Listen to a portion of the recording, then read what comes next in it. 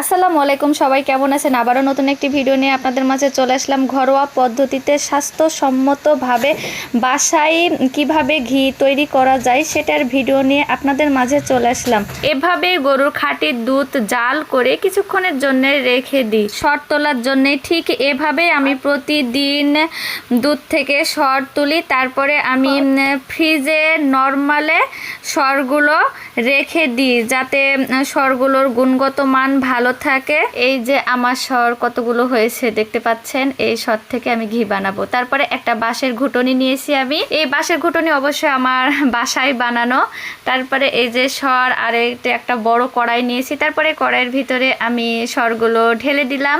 তারপরে বাঁশের এই ঘুটনি দিয়ে সুন্দরভাবে আমি এখন ঘুটে নিচ্ছি। সুন্দরভাবে ঘুটতে হবে, না হলে একদমই ভালো হবে না ঘি। এভাবে আপনারা বাসায় তৈরি করতে পারেন স্বাস্থ্যসম্মত ঘি। ঘি কিন্তু অনেক কাজেই লাগে, তার মধ্যে গুরুত্বপূর্ণ কাজ হচ্ছে শিশুর ব্রেন বিকাশে কার্যকারী ভূমিকা রাখে, সেই সাথে সর্দি কাশি নিরাময় করে এবং আমিষ ও চর্বির ঘাটতি পূরণ করে। খাদ্যের স্বাদ বহুগুণ বাড়ানোর জন্য ঘি ব্যবহারের বিকল্প নেই বললেই চলে। আমি সব সময় স্বাস্থ্যসম্মতভাবে বাসায় ঘি বানানোর চেষ্টা করি, আর আমার বাচ্চাও কিন্তু ঘি অনেক পছন্দ করে। খিচুড়ি ভাতের সাথে ঘি খায় এবং আমি রুটির সাথেও ঘি দিই, সে খায়। আপনাদের সাথে কথা বলতে বলতে আমার ঘোটা একদম কমপ্লিট হয়ে গেছে।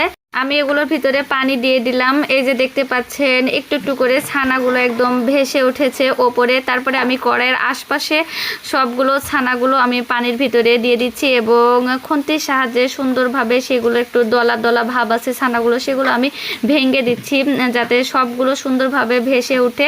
তারপরে আমার ছানাগুলো সুন্দরভাবে সবগুলো ভেসে উঠেছে। এখন এই ছানাগুলো আমি সুন্দর করে খুন্তির সাহায্যে ছেঁকে আমি যে পাত্রে সর উঠিয়েছিলাম সে পাত্রে আমি এই ছানাগুলো তুলে নিচ্ছি। দেখতে পাচ্ছেন খুব সুন্দরভাবে ছাঁকতে হবে, না হলে বেশি পানিগুলো থেকে যাবে। এই যে আমার একটু হয়েছে, তারপরে আমি পরস্পর একটু একটু করে ছানাগুলো আমি ছেঁকে তুলে নিচ্ছি। এই যে আমার কতগুলো ছানা হয়েছে কিন্তু কড়াইয়ের আশপাশে লেগে আছে, সেগুলোও আমি কিন্তু সুন্দরভাবে তুলে নিচ্ছি ছানাগুলো।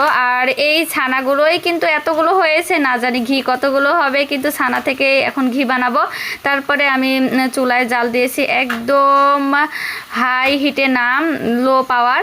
তারপরে আমি কড়াইয়ে সেই ছানাগুলো দিয়ে দিলাম এবং সুন্দরভাবে খুন্তি দিয়ে আমি হালকাভাবে নাড়তে নাড়তে আর এই যে আমার একদম ফুটে উঠেছে। আর যেগুলো দেখতে পাচ্ছেন হলুদ কালারের, ওইগুলোই হচ্ছে মূলত আমার ঘি। এই যে একটু একটু করে জাল চলছে।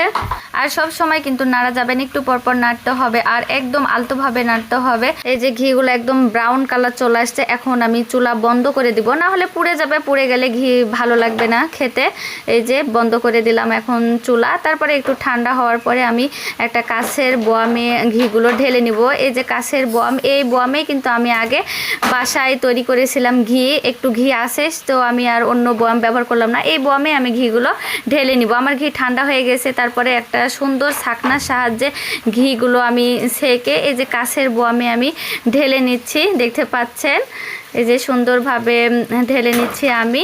আর অনেকগুলোই ঘি হয়েছে জানেন, অনেকগুলোই ঘি হয়েছে। আর একদম ঘিগুলো যে দেখে এত সুন্দর লাগছে আমার কাছে, খুব ভালো লাগছে আমার কাছে। আমি আবারও বলছি, আমার ভিডিও যদি প্রথম থেকে শেষ পর্যন্ত দেখে থাকেন তাহলে আমি নিশ্চিত স্বাস্থ্যসম্মতভাবে আপনারাও ঘি এভাবেই বাসায় বানাতে পারবেন। ঘি তো সেকে নিলাম, তার পরের অংশগুলো দিয়ে আমি এখন একটা সুন্দর রেসিপি বানাবো। এই ঠান্ডা ভাতগুলো তার ভিতরে দিয়ে দিলাম। এখানে গরম ভাত হলে আর গরম করা লাগতো না, সেজন্য আমি চুলায় একটু গরম করে নিলাম। তারপরে স্বাদ মতো লবণ দিলাম, তারপরে আরেকটু নাড়াচাড়া করে এই ভাতগুলো কিন্তু আমি খাবো বসে বসে। আসলে গরম ভাতের সাথে এগুলো মেখে মেখে খেতে যে এত ভালো লাগে। ভাত আমার ঠান্ডা, সেজন্য একটু গরম করলাম।